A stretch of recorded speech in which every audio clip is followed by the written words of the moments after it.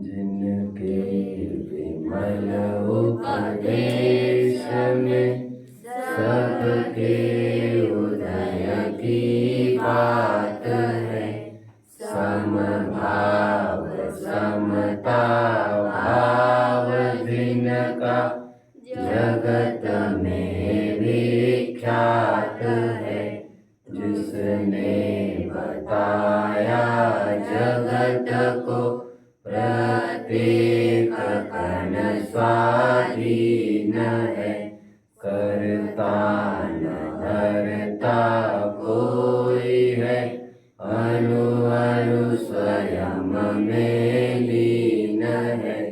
आत्म बने परमात्मा हो शांति सारे देश में। देश ना सर्वोदय महावीर के संदेश में। मोक्षार्थियों, ये धर्म बड़ा प्राकृतिक है। जो प्रकृति को बहुत अच्छे से निहारेगा, समझेगा, वो धर्म के कोर पॉइंट को आत्मसात कर पाएगा। इसीलिए तो एक तरफ ये कहा जाता है कि 11 अंग 9 पुरों का पाठी भी शुष्क रह जाता है, dry like a barren land. And on the other hand धीमर भी जैसे चांडाल जैसे जीव भी अपना काम कर जाते हैं। कुछ रहस्य तो है जिसमें पुस्तकी ज्ञान की जरूरत नहीं है, ऐसा कुछ रहस्य तो है। अच्छाई और बुराई के बीच में प्रकृतिगत एक रेखा खींची गई है। यह रेखा कोई मानवकृत नहीं है। बाय बर्थ ही ये शायद पशु भी समझता होगा अच्छा क्या है और बुरा क्या है। ये कुत्ता भी जब कहीं से रोटी चुरा लेता है तो झट से उठाता है, झाड़ियों में जाकर दुनिया से दूर जाकर छिपकर खा लेता है। और उसे आदर से दी गई रोटी वहीं पर सामने खाता है। वो जानता है ये चोरी किया हुआ माल है, छीना झपटी का माल है। प्रकृतिगत एक रेखा खींची गई है अच्छाई और बुरे के बीच में। मानव तो उसको बयान करता है, कथन करता है कि these are vices and these are virtues, these are evils and these are wells. Ills and wells के बीच में वो रेखा खींचकर दिखाता है का तात्पर्य जो प्रकृतिगत रेखा खींची ही गई है ऑलरेडी, उसको वो बयान करता है, बोलता है। कितने जन मुझे समझ रहे हैं बच्चों? शाबाश। ऑस्कर विल्ड की एक बहुत सुंदर पोएम है, मुझे याद नहीं है, स्कूल में मैंने पढ़ी थी। उसकी क्या हेडलाइन होगी देखना चाहिए। उसके कुछ लाइंस थे, ring in the best and ring out the worst. हमारे अंदर अच्छाइयों को लाओ और बुराइयों को बाहर कर दो। ऐसी पूरी इस तर्ज पर बेस्ड वो पूरी पोएम थी। और वो न्यू ईयर को लेकर वो पोएम थी कि आने वाला नया साल क्या कहता है। पुराना साल जो कमियां रह गई उसको छोड़ दो, जो अच्छाइयाँ हुई उसको ग्रहण करो। ऐसी पोएम पढ़ी थी हमने। अच्छाई और बुराई के बीच में रेखा खींची ही गई है। ईमानदार लोगों को निरंतर इतिहास अपनी जगह देता रहेगा। उसको इतिहास में अपनी जगह छापने के लिए किसी पैसे का मोहताज नहीं हो। आजकल किसी न्यूज़पेपर में किसी विज्ञापन को छपाई करानी हो तो कुछ पैसा देना पड़ता है, हम ही पैसा दे और विज्ञापन हमारा ही होगा। लेकिन महापुरुषों के विज्ञापन के लिए आतुर रहते हैं बड़े बड़े अखबार आदि, उनको पैसा नहीं देना पड़ता, उनके समय की भीख मांगते हैं लोग। इतिहास उनको जगह देता रहा है, ईमानदार लोगों को और बेईमानों को भी। जिस प्रकार घर में एक कचरे का डिब्बे का भी एक स्थान होता है, उसी प्रकार इतिहास में दर्ज उन बेईमानों की भी गाथाएं लिखी गई है कि बिवेर, उनको दोषारोपण कर करके समाज को ये बताया गया है ऐसे लोगों से बचिए और ऐसे दुर्गुणों से बचिए। मैं आपको बता दूं, लाल बहादुर शास्त्री एक नेता हुए, आप जानते ही हैं। कभी होम मिनिस्टर भी रहे, कभी सेकंड प्राइम मिनिस्टर भी रहे और कभी रेलवे मिनिस्टर भी रहे। अपनी माँ को उन्होंने, आप जानते होंगे, माँ को कभी ये नहीं बताया कि मैं रेलवे का मिनिस्टर हुआ हूँ। वे कहते थे मैं एक साधारण कर्मचारी हूँ रेलवे में। एक दिन जब माँ को लेके वे गए रेलवे स्टेशन पर, जब तांता लग गए, भीड़ लग गई उनके आसपास, उन्होंने बहुत छिपाने की कोशिश की, वो बात छिप नहीं पाई। अंत में उनको पूछा गया था आपकी माँ को अभी तक आपने ये भी नहीं बताया। मैं क्या करें, मेरी माँ इतनी भोली है, मैं यदि उनको बता दूं कि मैं नेता मंत्री हुआ हूँ यहाँ का, तो उनको लगेगा माय सन इज समथिंग, तो किसी का भी काम कराने में सिफारिश लगाती रहेगी, बेटा इसका काम कर, उसका काम कर, और मैं ऐसा ना कर सकूँगा। मैं इस माँ के लिए मेरी भारत माँ को तो नहीं बेच सकूँगा। तो मेरी माँ भी समझती रहे कि मेरी औकात ये नहीं है कि मैं कोई मैनिपुलेट कर दूँ। खैर, मैं तो ईमानदारी के आज कुछ राह आपको दिखाने की कोशिश करूँगा। ये वो डगर है, ये वो मार्ग है, निष्कंटक मार्ग है, जिसको जान जाने की कीमत पर भी महापुरुषों ने इसको आलिंगित किया है, इसको छूटने नहीं दिया है अपने से। न्यायात पतः प्रविचलन्ति पदम न धीरा, धीरवान पुरुष कभी भी न्याय मार्ग से नहीं टिकते, चाहे विश्व भी उनका विरोध करने पर उतारू हो जाए। मैंने कहा था मंसूर को लटकाया गया सूली पर, मैंने कहा था सोक्रेटिस को जहर दिया गया, मैंने कहा था गांधी को गोलियां बरसाई गई, मार्टिन लूथर को मारा गया, बीच चौराहे पर कितने जनों की, जर्मनी में भी एक किसी अराष्ट्र के निरंतर होता रहा है, बट उन्होंने अकेलेपन को सदा स्वीकार किया, बट वो अनैतिक मार्ग का कभी भी उन्होंने प्रयोग नहीं किया। उन्होंने, जब वे जेल में थे, लाल बहादुर शास्त्री की मैं बात करता हूँ, उन्हें अर्जेंट एक खबर मिली कि उनकी लड़की ज़्यादा बीमार है। पेरोल पर उन्हें 15 दिन ग्रांट किए गए, लीव दी गई, लेकिन लड़की 7-8 दिन में ही मर गई। आपको बड़ा ताज्जुब होगा, 7-8 दिन के बाद लौटकर जेल में आ गए। आपको तो 15 दिन की पेरोल मिली थी। बोले मेरा काम हो गया, मैं आ गया। ये वही शख्सियत है बच्चों जिन्हें पेंशन 40 रुपए की मिली थी, and he reduced his pension from 40 to 10, saying कि मेरा काम तो 10 में ही हो रहा है और मैं मेरे बच्चों की क्यों चिंता करता बैठूं, जब मेरा काम 10 में ही हो रहा है, मैं 40 की पेंशन क्यों लूं।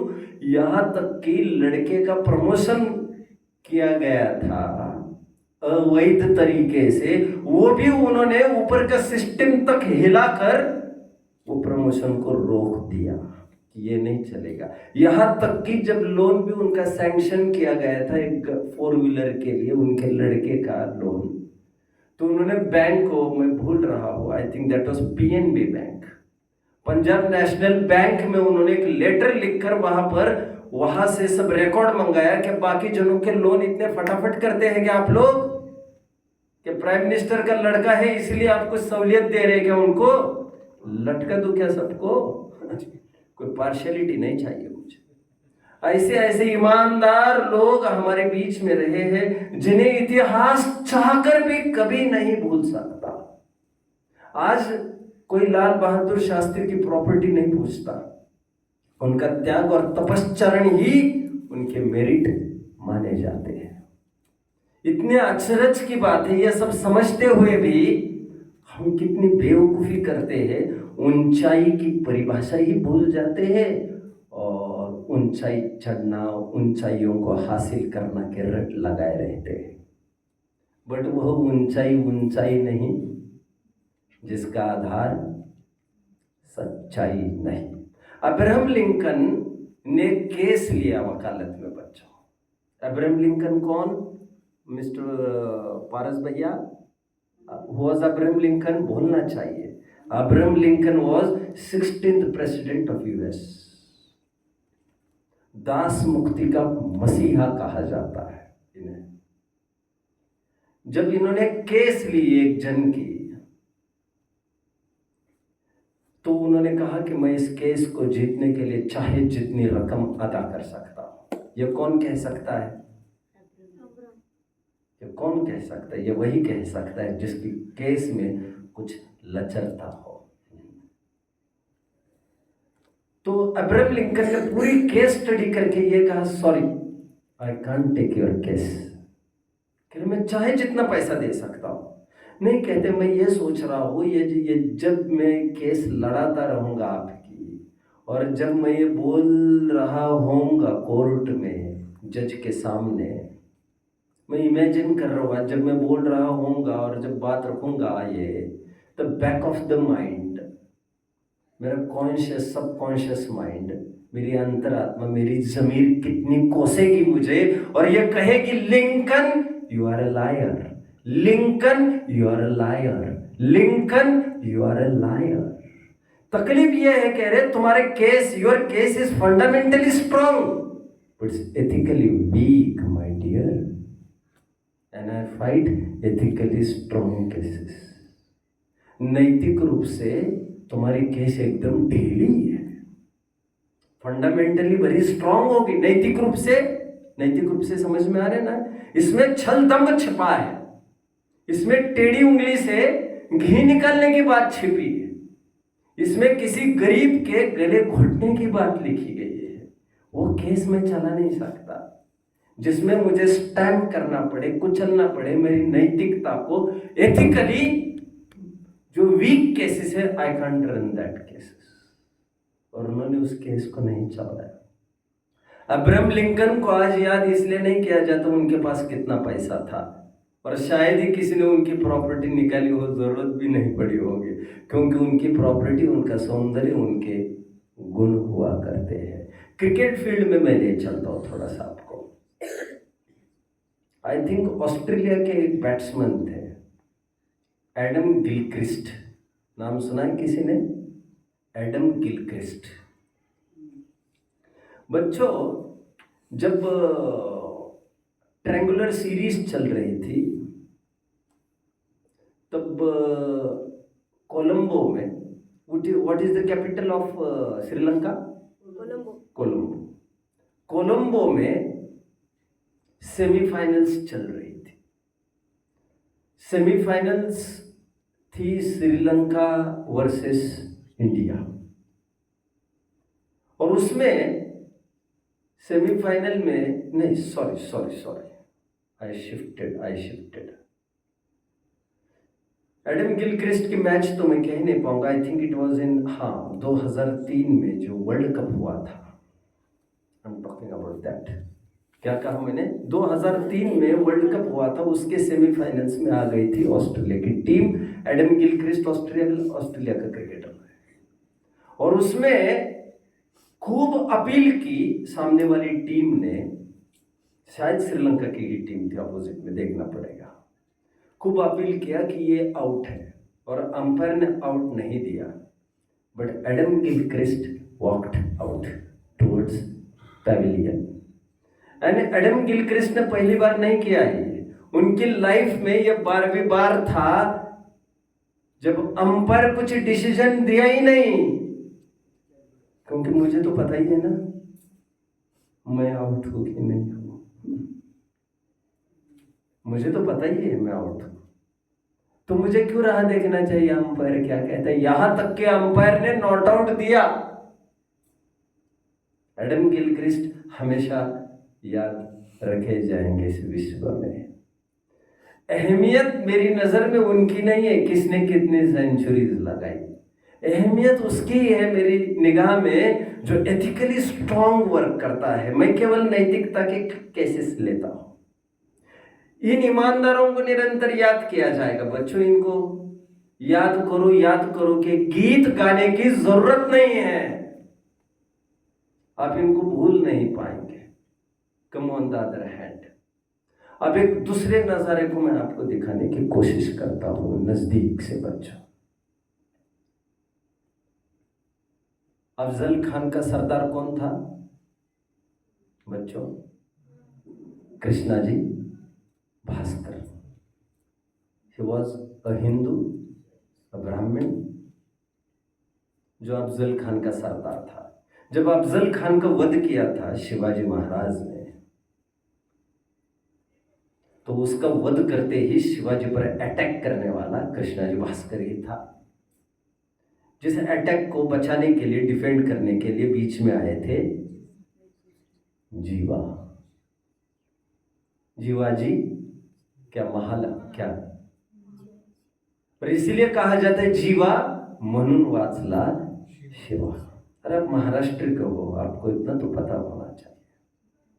ये आदमी है महाराष्ट्र का, चाकरी कर रहा है मुगलों की, और शिवाजी के पीछे घातपात के लिए भी तुला है ये आदमी। दरअसल तकलीफ यह है, किसी को स्वराज्य की तड़पन से ज्यादा किसी को तड़पन होती है अपने स्वार्थ लोलुपता की। उनको हवस होती है अपने जेबें भरने की। स्वार्थ वृत्ति जब माथे पर चढ़कर बोलती है तो वहां पर नैतिकता का कोई स्टैंड, कोई रोल होता भी नहीं है। मिर्जा राजे ने, जो औरंगजेब का खास सरदार था, इतना बहादुर राजपूत था जिसने कितनी लड़ाइयां जीती थी, बट गुलामी किसकी करता था? मुगलों की चापलूसी करता था। हालत क्या हुई? औरंगजेब ने जहर देकर मार दिया। कई उदाहरण ऐसे, मानसिंह राजपूत का कहा था मैंने, अकबर के सामने आकर खड़ा हुआ जांग को जांग ठोक कर, on behalf of Akbar Mansingh सामने आकर खड़ा हुआ हल्दी घाटी में। बच्चा मैं देखूंगा तुमको। मतलब राजपूताने की लाज रखने के लिए हम लड़ मर रहे हैं, खून बहा रहे हैं, और तुम हो गया हमारी जान के प्यासे बैठे हो यहां पर। कुछ लोग अहमियत देते नहीं है देशभक्ति को, उनकी जमीर उनको कोसती नहीं है।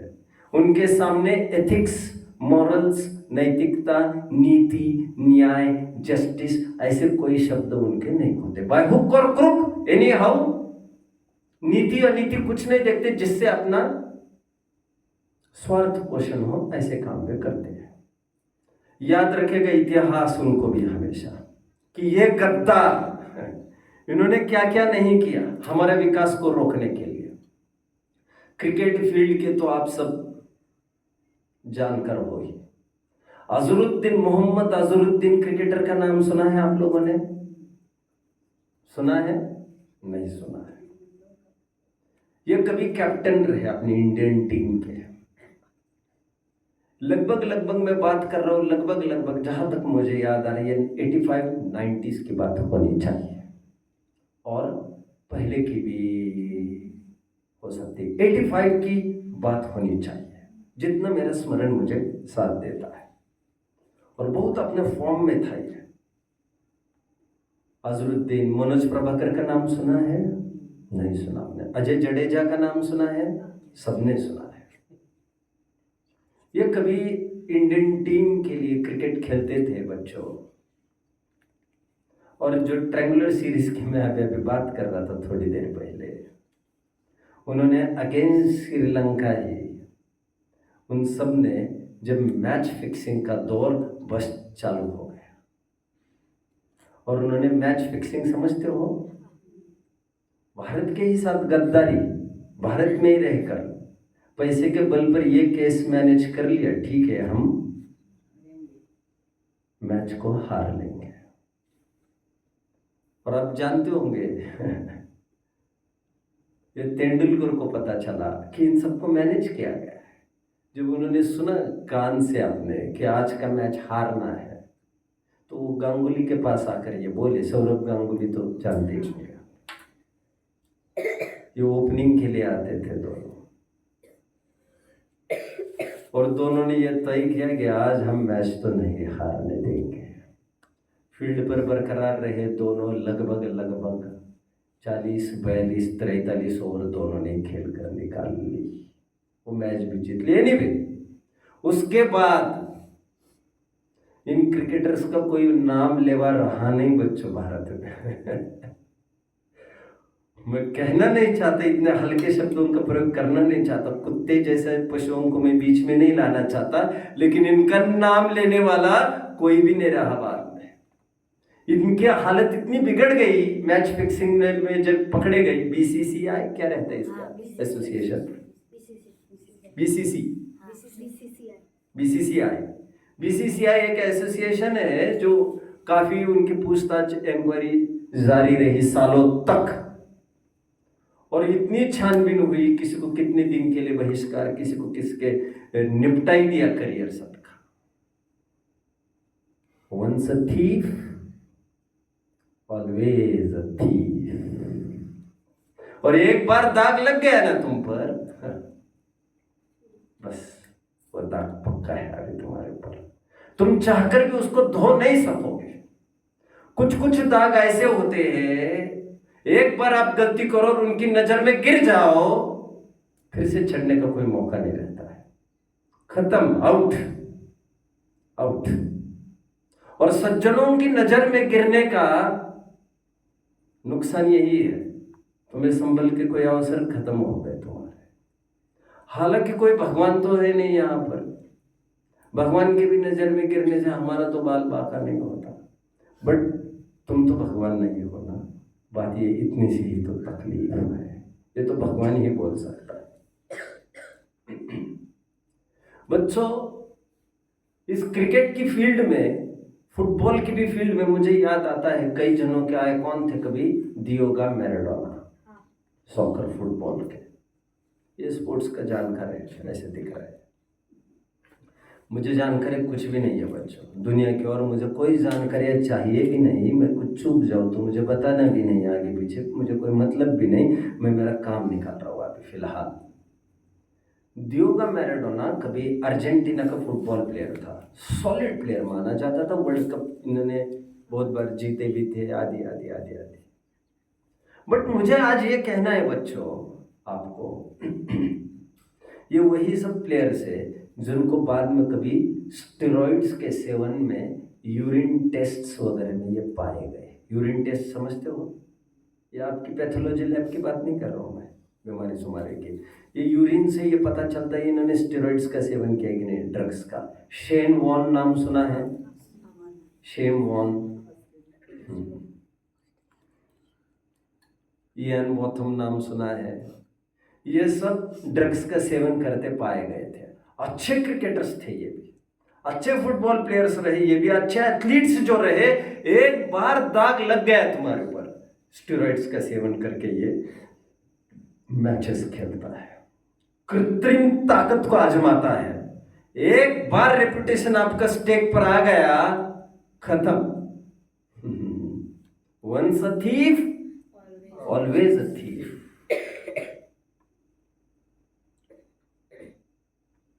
समझ में आया क्या कहा? एक बार दाग लग गया चोर का, तुम तो चोर ही हो गया, तुम कभी भी दूसरों के सामने उभर नहीं पाओगे आप। समझ में आ रहा है? क्योंकि इस दुनिया में ऐसे कई लोग हैं जो दूसरा चांस देते ही नहीं है, वो तो प्रकृति ही है उदार, जो आपको 1000 अवसर देती है, बट लोग और समाज आपको 1000 अवसर नहीं देते हैं। एक बार शटर हो गए उनके दिमाग से, शटर हो गया। मैं क्या कहना चाहता हूं, मेरी बात पर आइए बच्चों। मैं ईमानदारी का भी विश्व दिखा रहा हूं आपको, बेईमानियों का भी विश्व दिखा रहा हूं, उनके फलों की भी मैं बात कर रहा हूं आपके बीच में। उन लोगों का जो मुंह नहीं है, उनको कई एड्स देखी है अजय जडेजा की, कहीं कोई उनसे एड्स करा तो टीवी एड्स वगैरह नहीं देखे। अजरुद्दीन के एड्स देखिए कहीं, नहीं देखिए, और शायद कभी देखेंगे भी नहीं। मनोज प्रभाकर की देखिए, मनोज प्रभाकर एक बहुत अच्छा बॉलर था, फास्टर, बट एक मैच फिक्सिंग को लेकर तुमने इतने पैसे में मैनेज किया, स्वयं हारने को भी तैयार हो गए, और जब भांडा फूट गया, उजागर हो गई, तुम्हारी पोल पट्टी समाज के सामने आ गई बेईमानी की, तुम देश को बेचते हो, हमारे देश तुम्हें फिर से माफ तो नहीं करेगा। तुम नाथुराम गोडसे से कम नहीं हो, वैसे तुमने गोलियां दागी है उसकी छाती में। ईमानियों की और बेईमानों के बीच में प्रकृतिगत एक रेखा खींची ही गई है। हमें कहना नहीं पड़ता भैया इसको वोट देना है, इसको वोट नहीं देना है, ये तो दुनिया जानती है वोट किसको देना और किसको नहीं देना। इतना सब केवल इसीलिए बच्चों, कोई भी काम हम करेंगे एथिकली ही काम करेंगे। मैं इतिहास की सैर काफी करा चुका हूं आपको, मुझे इंटरेस्ट नहीं है, लेकिन अंतिम उदाहरण तो दे ही देता हूँ। गांधी जी ने 3 मूवमेंट, प्रधान मूवमेंट किए अपने लाइफ में बच्चों, 10-10 साल के अंतराल से। एक 1920 में, एक 1930 में, एक 1942 में। 1942 में क्विट इंडिया मूवमेंट किया था उन्होंने, 1920 में उन्होंने नॉन कोऑपरेटिव मूवमेंट किया था। 10-10 साल में 3 मूवमेंट करते आए हुए, उनको तीनों मूवमेंट में एक में भी सफलता नहीं मिली, आज़ादी किसी से भी नहीं मिली, बट उन्होंने बहुत बड़ी अचीवमेंट की। पूरे भारतवर्षियों को एक साथ तो वे जोड़ ही पा रहे। बट मैं ये कह रहा हूं, दम से, पेशेंस से भले ही, लेकिन वो रिजल्ट आ गया तुम्हारे फ्रीडम का। नैतिकता की यही दम होती है, थोड़ी धीरता रखनी पड़ती है, काम होता है। इतना सब आडंबर आज केवल इसीलिए है बच्चों। आई नोटिस्ड कि अपने कुछ मोक्षार्थी, जबकि मैं बार बार कहता रहा हूं इस उदाहरण को भी, कि एक अच्छे गुण ने गांधी को खड़ा किया था। वो गुण कौन सा था? स्कूल लाइफ में जब उन्हें केटल का स्पेलिंग जमा नहीं, क्या कहा? KETTLE, इतना सा लिखना जमा नहीं। अब यकीन कर सकते हो विश्व पर भी कैसी हुकूमत कर गया वो आदमी, है ना? एक धोती पहनने वाला आदमी, आधी धोती पहनने वाला आदमी विश्व पर इतनी हुकूमत कर गया। मैंने काफी अभी 4 घंटे बोल चुका हूं प्रच्छन्न जैन में, वहां से उठा लेना चाहिए आपको। यह केवल उनकी विजय गाथा का आधार एकमात्र सत्यता है बच्चों, सत्यता। और इतना कहलाने के बावजूद भी कि लिख लो सही, तो उन्होंने कहा था, टीचर के कहने पर भी उन्होंने कहा था, मैं नकल नहीं कर सकता। मुझे बड़ा खेद हुआ जब पता चला कुछ अपने बच्चे इस फिराक में लगे थे कि एग्जाम में नकल कर जाए। अब ये आपके नोटिस में है सबके कि नहीं नोटिस में? हाँ। और ये तो अच्छा ही है, यहाँ पर हो गया। वहां पर कितनी कालिमा पोती जाती। एक जन को पकड़ा गया था एकांश को गुना के, याद आ रहा है? मंगलायतन में एक बच्चे को पकड़ा गया था नकल में, तो वो ऊपर पहुंचा था आत्महत्या करने के लिए। अरे बेशरम, इतनी तो अकल पहले रख लेता। फिर तू पकड़ा जाने पर तू अपराधी थोड़ी है।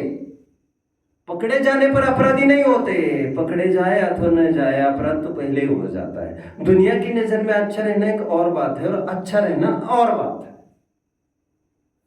तुम दुनिया की नजर की इतनी फिक्र क्यों करते हो? तुम्हारी नजर कोई नजर नहीं है कि तुम्हारी निगाह में अहमियत नहीं है क्या? दूसरों की ही अहमियत है क्या तुम्हारी निगाह में? हम कुछ है कि नहीं? हमारा जमीर, हमारे सिद्धांत, कंसेप्ट कुछ है कि नहीं? इसलिए मैंने इस बच्चे को यह कहा था, याद आ रहा है? एक बच्चे को मैंने कहा था, और मेरा नेचर भी शायद आप लोग बेखबर हो, मेरी नजर में एक बार उतर जाए मुश्किलें फिर कोई चढ़ता है, ध्यान रखना इस बात का। मैं इज्जत करता हूं आपकी, आप इज्जत करो मेरी का तात्पर्य जैन सिद्धांतों की। और मैं कई दफे कह चुका हूं आपको, मुझे कोई फर्क नहीं पड़ता, आप मेरा मान करो, सम्मान करो, मुझे किंचित भी अंतर नहीं पड़ता। और आपके मान से मैं बड़ा होता भी नहीं हूं, क्योंकि आपके मान से बड़ा होने लग जाओ तो आप मान देना बंद करेंगे, तो मेरा बड़प्पन क्या आपके हाथ रेगुलेट होगा क्या? मैं तो वैसे ही छत्रपति हूँ, तो वैसे ही बादशाह हूँ अपने विश्व का, वैसे ही मैं बेताज बादशाह हूँ। मैं कम स्वयं को आखता कहा हूँ, मुझे उससे फर्क नहीं पड़ता। मुझे जय जिनेंद्र भी ना करो तो मुझे कोई फर्क नहीं पड़ता उससे। बट जैनिज्म के प्रति, जिन शासन के प्रति आपका प्रेम है, तो मेरा प्रेम आपके प्रति बरकरार रहेगा। मैंने इस बालक को कहा था ऊपर, याद आ रहा है सबको? मैंने यह कहा था, आप मार्क्स कम लाओ ज़्यादा लाओ, मुझे उससे फर्क नहीं है। आप सदाचारी हो, इतना मेरे लिए तो काफ़ी है। तो मार्क्स का आग्रह क्यों करते हैं आप? इसीलिए करता हो क्योंकि आपके पेरेंट्स को तो समझा नहीं सकते हम, हमारे ट्रस्टीज को तो हम समझा नहीं सकते। हमारे ट्रस्टीज तो यही समझेंगे कि मार्क्स कितने मिल रहे हैं, आपके पेरेंट्स तो यही समझेंगे कि मार्क्स कैसे मिलते हैं। छल दम के कोई नीति नियम भले ही वे ज़्यादा नहीं समझे उस बात को, बट मैं ये कह रहा हूं हम 10 बार नहीं 1000 बार फेल होंगे, क्योंकि हमारी एग्जाम्स ये नहीं है ये कागज के पर्चों पर जो ये बांट रहे हैं सर्टिफिकेट्स के रूप में और ले रहे हैं हमारी एग्जाम्स, ये हमारे मुकद्दर के लिखने वाले नहीं हैं। हमारे मुकद्दर के लिखने वाले हम स्वयं हैं। और मैं कई दफे कह चुका हूं, मेरे कॉलेज इंजीनियरिंग होने के बाद थ्रू डिस्टिंक्शन अचीव किया है मेरे लाइफ में मैंने, फिर भी मैंने होने के बाद सब फाड़ दिए थे कागज मेरे हाथ में। मेरे पास कोई प्रूफ भी नहीं था ये दिखाने के लिए, और मैं क्यों दिखाता फिर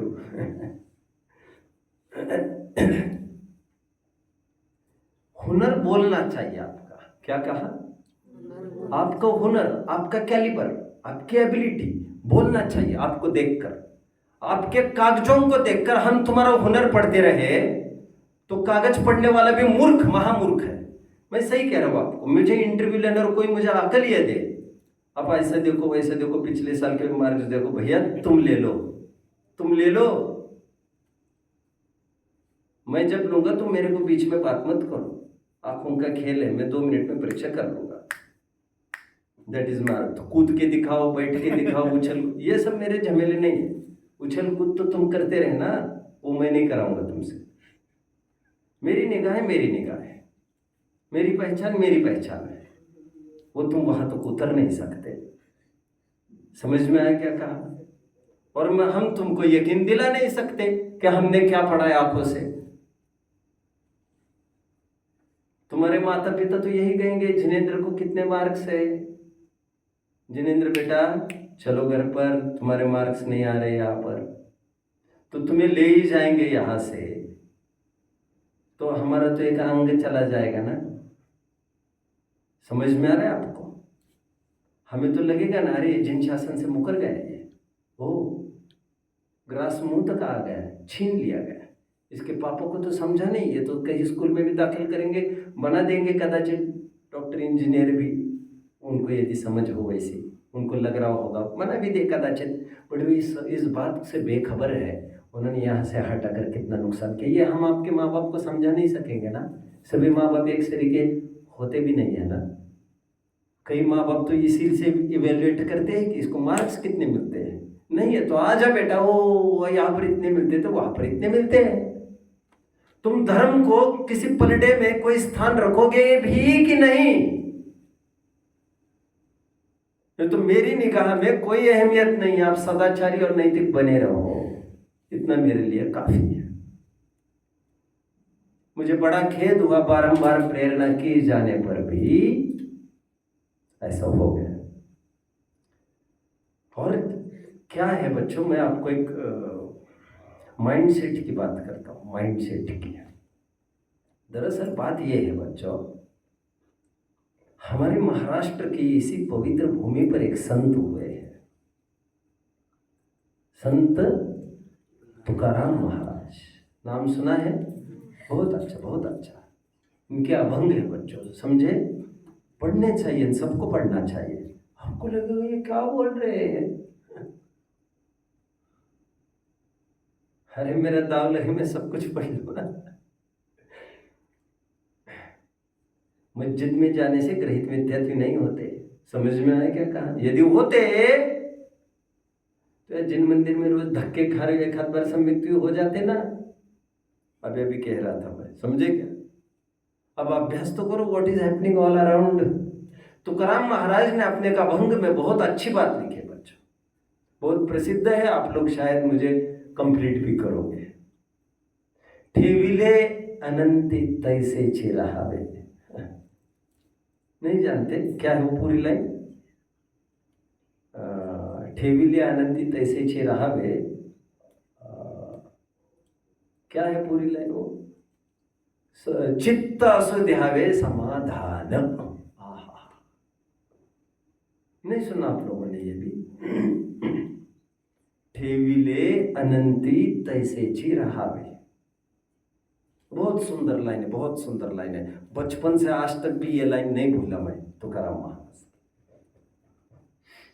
ठेविले अनंते तैसेची रहावे। आगे क्या बोला था? हाँ, बहुत सुंदर। चित्त असु द्यावे समाधान। अनंत मतलब वे लोग तो ईश्वर कहते हैं, हम लोग तो समझते हैं इतना तो पढ़ते समय। जैसा हमें जो कुछ बाहर की चीजें मिली है वैसे ही बने रहने दो। अब be satisfied with what you have today. आपने कभी ये सोचा है युवराज जी, आपने कभी ये सोचा है मेरी माँ तो काली है, मेरे पापा तो बौने हैं, ये मेरे पापा को तो बाल ही झड़ गए, क्या बाप है ये? ऐसे सोचते हैं क्योंकि हम अपने माता पिता का आकलन वहां से करते ही नहीं है। मुझे याद आता है बच्चों, एक बार एक बाप अपने बच्चे को मिलने के लिए महाबलेश्वर के हॉस्टल में गया। आपके माता पिता आते ना आपको मिलने के लिए यहाँ पर, वैसे एक हॉस्टल में मिलने गया बाप। ये टाइम होगा लगभग 35 साल पहले की मैं बात कर रहा हूँ बच्चों। 35 साल से कम की बात मैं नहीं कर रहा हूँ। तब यही कोई उम्र होगी मेरी 10-11। तो मैंने ये सुना था कि वो बाप जब मिलने गए गेट के बाहर, वो लड़के ने ये देखा मेरा बाप आ गया है, तो उसने पहचान देने से मना कर दिया क्योंकि वो धोती पे आया था। क्या? और धोती पे मैं मेरे दोस्तों के बीच में पहचान कैसे दिला दूं कि ये मेरा पापा है? फिर अकेले में बोल दिया होगा, मैंने कितनी बार कहा है पापा जी आप ऐसे मत आया करो लोगों के सामने, ये धोती पोती ये मत क्या करो, सब ये सब लोग टंग क्या। इसे आदमी बिगड़ता है क्या? तुम्हें शर्म आना चाहिए था क्या माता पिता की? समझ में आया? तुम्हारे माता जो भी हो जैसे भी हो वे भगवान है तुम्हारे लिए। तुम्हें चाहिए था तुम दुनिया से लड़ो उनकी रक्षा के लिए। अब तुम ये काम कर रहे हो दुनिया के से रक्षा करने के, तुम इनसे लड़ रहे हो। आप समझ रहे हो? तुम इनको बदलने की कोशिश कर रहे हो। हम माँ बाप को कभी बदलने की कोशिश करते हैं अनिल जी? मैं हमेशा और एक बात कहता आ रहा हूँ बच्चों, मैंने बहुत एक्सपीरियंस है मुझे इस फील्ड का भी, कि मुझे याद आता है बच्चों एक बहुत बड़े कार्यक्रम में एक बच्चा गया ही नहीं खनियादाना में, और मैं सहजता में घूम रहा था क्योंकि मैं वैसे ही अरसिक हूँ कार्यक्रमों का। मैं तो किसी भी कार्यक्रम में कहीं भी नहीं जाता हूँ, मैं केवल पढ़ता हूँ, मैं दूसरा कुछ भी नहीं करता हूँ। जो मुझे अच्छा लगता है वही मैं करता हूँ।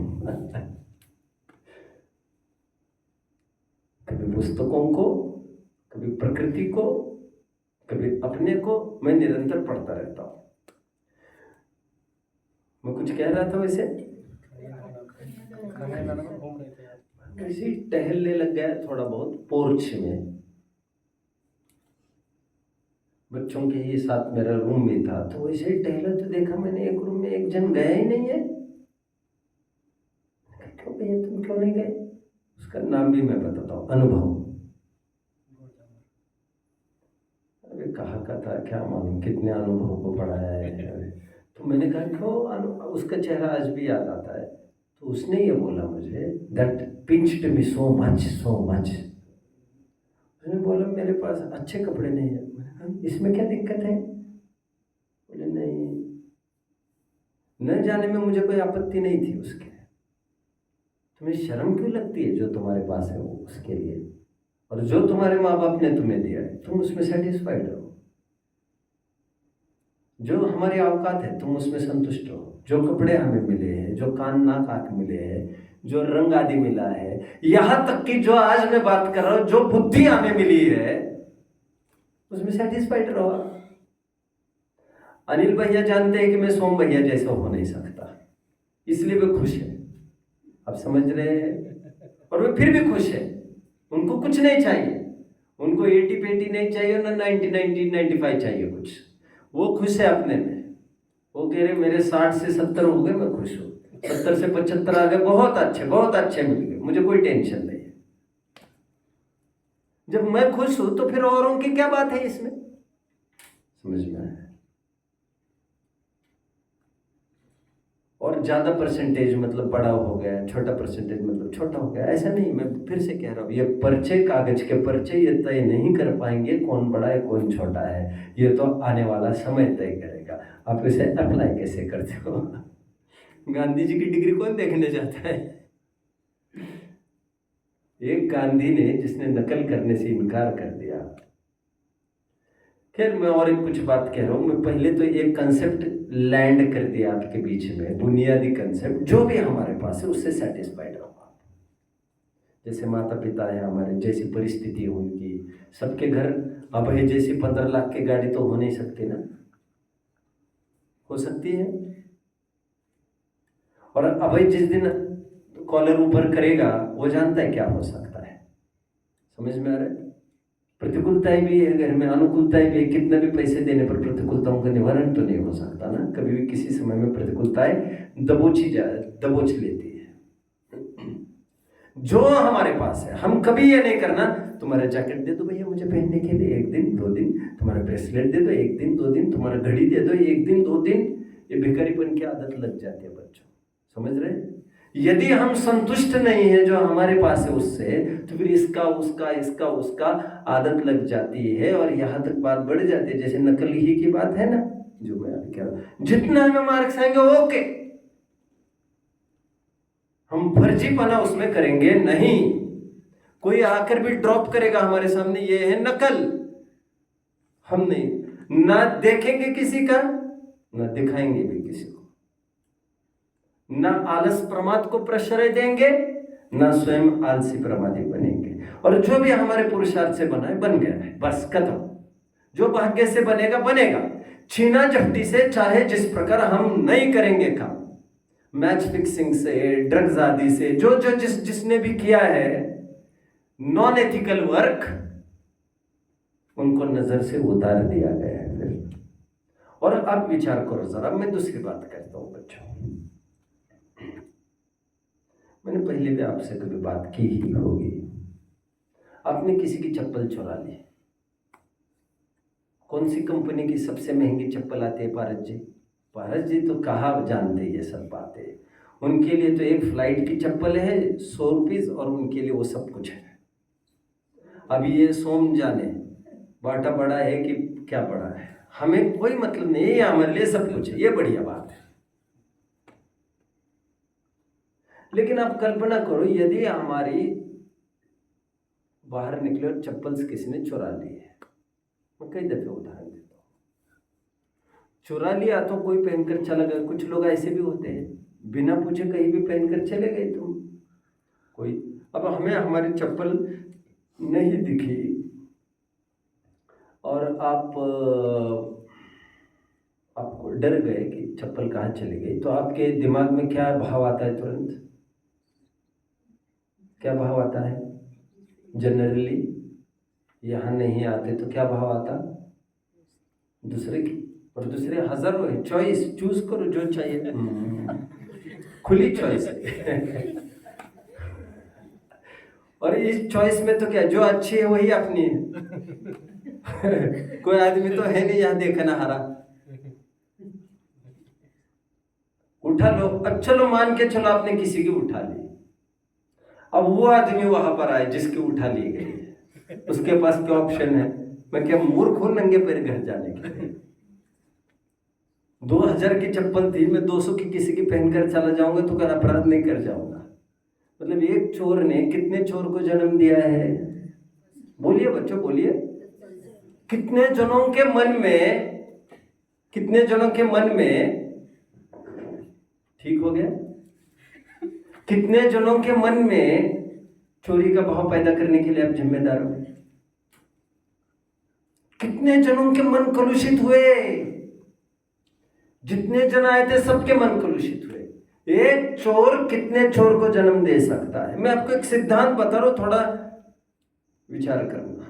इसीलिए अनंत के चोरी का भागी कौन? वही एक जन की चोरी की, एक चप्पल की चोरी का भागी नहीं है वो अनंत की चोरी का भागी है वो। इसलिए मिथ्या दृष्टि कुछ भी करते वो अनंत अनुबंधी ही कषाय करता है। अनंत का घात उसके माथे लगता रहता है। भले कहने को एक खून करता है, उसका बस चले तो बीच बीच में वो 2, 5, 10 भी आते तो उनको भी मुंबई की भाषा में टपका देता है। समझ में आ रहा है? आपके मुंबई में ऐसे बोलते हैं ना।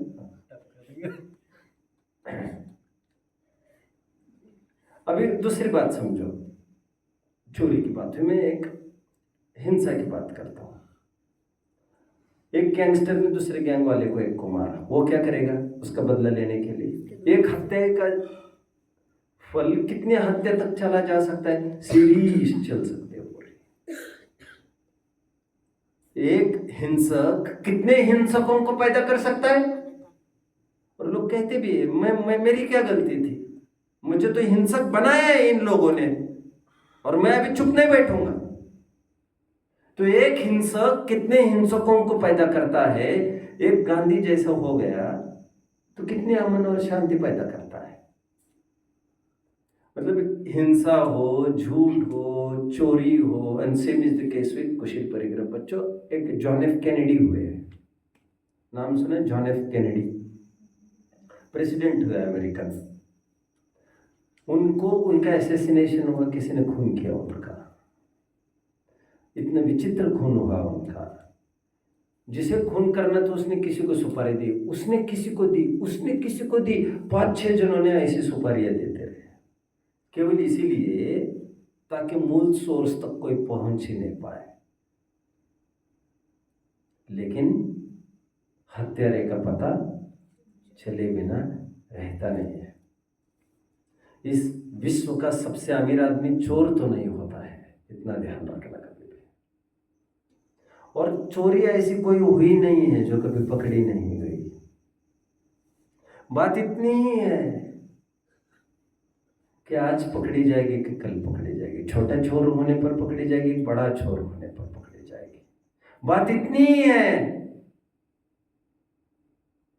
कि तुम्हारी निगाह में पकड़ी गई है कि नहीं है। सामने वाला जानता है तुमने चोरी की है, वो उलझना नहीं चाहता है।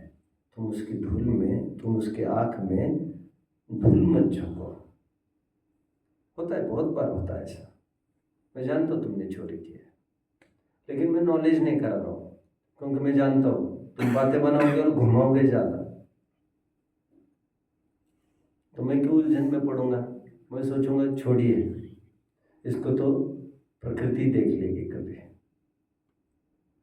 आज मैं क्या करते, 1-2 चाटे ही लगा देता, लेकिन प्रकृति इतनी थोड़ी सी सजा से काम नहीं निकालेगी। हिंसा है, झूठ है, चोरी है, कुशील है, परिग्रह, इसका फल कभी अच्छा नहीं हुआ है। इनका पता कभी किसी को चला नहीं है, ऐसा कभी नहीं होता। कितने भी जमीन दोस्त हो जाइए आप, कितने ही गांव बदलिए, चोरन के पुर ना बसे। उनके कभी गांव नहीं बसे। फलाने चोर कहाँ रहते उनका पता बताना, तो पता होता है क्या चोर उनके पते नहीं हुआ करते। आज कल वह भागो भागो भागो भागो। तो कहने का मुझे इतना ही तात्पर्य है। अच्छा, और एक बात तो ये हुई मेरी अपने, दुनिया मूर्ख है ये नहीं समझना चाहिए। हम किसी के आंखों में धूल झोंकते ये नहीं समझना चाहिए, नहीं समझना चाहिए। आप बड़े धोखे में हो। तो मुझे खेद हुआ इस बात का, नकल का, और खेद दूसरी बात का हुआ मुझे ज्यादा। कभी भी भीड़ वृत्ति को अंगीकार नहीं करना चाहिए। अरे यार, कदाचित तुम अकेले कर लेते तुम्हारी विचारधारा से, तब भी कोई बड़ी बात नहीं थी। ये कर रहे तब भी, तब तो इसलिए तुम कर रहे हो उनकी बातों में आकर। मतलब कितनी किराए और कितने उदार की बुद्धि वाले हो तुम, कोई स्वाधीन सोच भी नहीं है तुम्हारी। और ऐसे जो भीड़ वृत्ति वाले होते हैं वो तो एक ने दंगा किया चालू, सब भीड़ का देखा है ना आपने, बस को जला देते देखा है ना आपने, ट्रेन को जला देते देखा है कि नहीं आपने? कोई अकल नहीं होती भीड़ को, कोई अकल नहीं होती उसमें। जो भीड़ करेगी, भीड़ का कोई तंत्र नहीं होता, भीड़ का कोई बात नहीं होता, कोई मालिक नहीं होता, उसमें बुद्धि शून्य लोग केवल विचरण करते हैं। सब कर रहे, ऐसा कर रहे तो सब वैसा ही करो, सब ऐसा करना है तो ऐसा ही करो। कितने बेबस और मजबूर लोग हैं जो बुद्धि गिरवी रखते हैं। एक ने तुम्हें कहा, तो मराठी में कहावत भी है ना, तुम्हें अकल नहीं थी क्या? वो कहेगा कुएं में डुबकी लगाओ तो वो कुएं में कूद के मर जाओ, तो क्या मरोगे क्या? किसी ने, और मैं तो चाहूंगा बच्चों, जितने साधु संत हुए वे अकेले ही खड़े रहे। एक बार की बात है बच्चों में कहकर फिर 5-7 मिनट में एंड करूंगा मेरी बात को। एक सूफी संत थे, वे रोजाना मस्जिद में आते थे। उनके जीवन का एक दिन भी नहीं गया था कि वो मस्जिद में कभी आए ना हो। वे मूल आराध नहीं समझते थे मस्जिद में आना, हालांकि आप जानते हो मस्जिद में कोई मूर्तियाँ तो होती नहीं है, उन्हें भूत परस्त माना ही जाता है। तो वो रोज आते थे और लोग समझते थे आज नहीं आए मतलब कोई सीवियर ऐसी बीमारी हो गई होगी कि उठ नहीं पाए। अब एक दिन ऐसा हुआ कि वे आए ही नहीं, तो पूरी समाज में चर्चा चल पड़ी कि आए कैसे नहीं आखिर। तो लोग ढूंढने चले गए, तो एक जगह वे डफली बजा, क्या बजा रहे थे, ढोलक डफली क्या कहते उसको, और अपने मस्ती में मस्त थे भजन। कह क्या आज नहीं आए? तो उन्होंने कहा आज तक मैं अज्ञानी था, दिमाग मेरा वर्क नहीं करता था, इसलिए रोज आता था। अभी मुझे बुद्धि अच्छी हो गई, अब मैं कभी नहीं आऊँगा वहाँ पर, मुझे मार्ग मिल गया है अभी। तो लोग कहने लगे, तो लोग उनका विरोध करने पर उतारू हो गए। समझ लेना चाहिए जब दुनिया आपका विरोध करे तो आप सही रास्ते पर चल रहे होते हैं। आपको भीड़ को छोड़ना पड़ेगा। और आप देखिए कुछ महापुरुषों को देखोगे तो आपको ये पता चलेगा वे अकेले ही खड़े थे। उनके ऐसेसिनेशन हुए, उन पर उपसर्ग हुए। तो ये हिम्मत भी आपने चाहिए। 2 बातें मुझे कहनी, एक तो भीड़ वृत्ति छोड़ो, आप ताकत रखो, सभी एक तरफ है, तब भी आप विचार करके आप तो एक तरफ खड़े मस्त मस्ती में। यह आनंद मैंने मेरे जीवन में कई दफे लिया है, और मैं मेरा इवैल्यूएशन कभी भी समाज से नापतोल करके नहीं निकाला है। मैं केवल जिन शासन है केवल उसी को समझता हूँ, बात बाकी कुछ भी नहीं देखता हूँ मैं। कौन किस पक्ष में खड़ा है, कौन किस पक्ष में है, मेरा तो सत्य का पक्ष लिख लेना भैया, तुम किस पक्ष में, उससे मुझे कोई फर्क नहीं पड़ता। तो एक भीड़ वृत्ति छोड़नी चाहिए।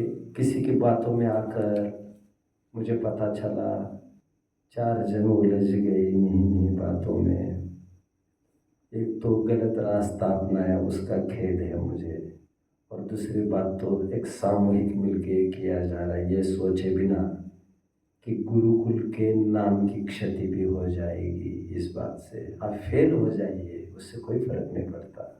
आप मत भूलिए, अंतिम पैच की मैं बात कर रहा हूँ अभी बच्चों, आप मत भूलिए हिस्ट्री और ज्योग्राफी आपके पेपर्स नहीं हैं, आपका पेपर लाइफ का चल रहा है।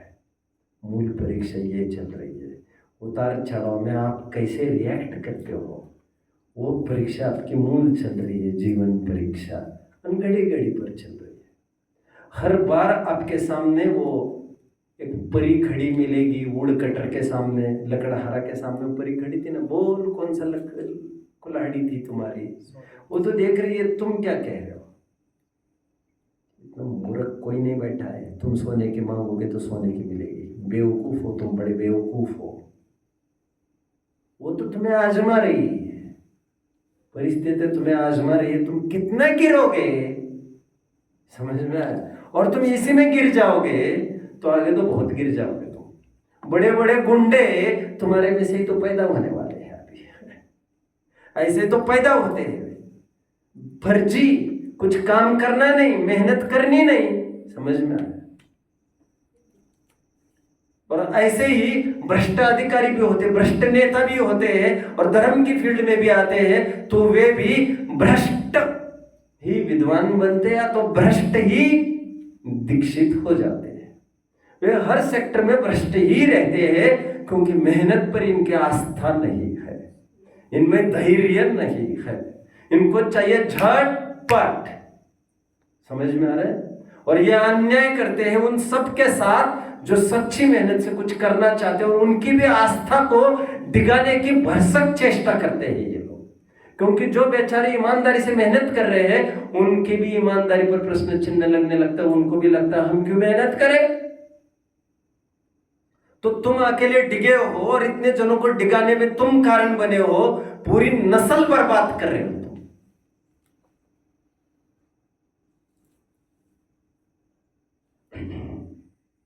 अभी आप समझते होंगे तलवार की धार पर चलने समान तो है, सिद्धांतों पर चलना तलवार की धार पर चलने समान है। एक तरफ दुनिया और एक तरफ आप। मुक्ति की ही मैं बात करता हूँ, मैंने आपको शेयर भी किया होगा। मुक्ति भी, वो भी टॉपर, वो भी रहती थी फर्स्ट ही रहती थी, क्या था उसका मैं तो भूल गया, टॉपर में ही रहती थी वो। एक बार उसने 10 मार्क का पेपर मिस किया। मुक्ति ने कभी ना किसी को दिखाया, ना किसी का देखा भी कुछ। प्राउडली बी प्राउड, जो भी है तुम्हें अकड़ होना चाहिए उसकी। 40 मार्क के है, वो भी मेरे गांठ के है। समझेगा? ऐसा नहीं कि 40 गुण में से अरे 42 तो छीन लिए जाएंगे, 4 तो मेरे ही अपने, ये सब उधारी के काम में। एक बार बहुत रोई आकर, मेरे 10 मार्क का मिस हो गए। चलो बेटा, लाइफ स्वयं एक एग्जाम है, ये चढ़ा उतार चलते रहेंगे। ये हमारे भविष्य के निर्माता, भाग्य के निर्माता, मुकद्दर का फैसला इनके हाथों में नहीं है, ये पेपर चेकर्स के। How we react, life is 1% what happens with you and 99% how you react to the situations. क्या कहा मैंने? शाबाश, इन्हें दे दो भैया, 2 पॉइंट दे दो बस। बहुत सुंदर, बहुत सुंदर। ये बच्चा ही बड़ा मीठा है। आप बोलो, रिपीट करो। Life is 1% what happens with you and 99% how you react with what is happening with you. It's all about how you react. मैं हिंदी में भाषांतर करता हूँ, बहुत जनों को इंग्लिश में दिक्कत आती है। जीवन 1% आपके साथ क्या होता है उसके बारे में है, और 99% आप उसे कैसी प्रतिक्रिया करते हो उसके प्रति, उसके बारे में। जीवन आप कैसे बिहेव करते हो वो ज्यादा मैटर करेगा। ये अमीरी गरीबी हमारा बड़प्पन नहीं है, ये बुद्धिमत्ता आदि, ये रंग रूप चमड़ी, ये हमारा कुछ अचीवमेंट नहीं है। इसके बीच में हम कैसे रिएक्ट करते हैं। सबसे सुखी आदमी कौन? एक नंगा आदमी बैठा था बांसुरी बजाते पेड़ के नीचे। राजा ने भेज दे, देखो यार कौन है सबसे सुखी आदमी, उसका शर्ट लेके आना, पहनना है मुझे। याद आ रही ना वो कहानी? राजा दुखी था तो उसको लगा कौन होगा सुखी, उसका शर्ट लेके आओ। अब एक बहुत सुखी आदमी देखा तो उन्होंने कहा बहुत सुखी आदमी आज देखा साहब, तो कह रहे उसका शर्ट, कह रहे उसने शर्ट ही नहीं पहनी थी। बोले मैंने शर्ट के लिए सुखी, कैसा आदमी है? बोले तो कह रहे यही तो सुख का रहस्य है। तो सुखी होने के लिए बाहर की वस्तुओं की जरूरत नहीं है, हमें बुद्धि कम रहेगी चलेगा, लेकिन इतनी बराबर हमको आस्था होनी चाहिए कि हम अनैतिक काम नहीं करेंगे। उस एग्जाम में तो हम फेल नहीं होंगे, नकल नहीं कर सकते हम। बस हमारा मकसद जीवन में सफल होना, और सफलता के हमारे अपने अपने पैरामीटर्स है, वे नहीं जो जगत जन तय करेंगे।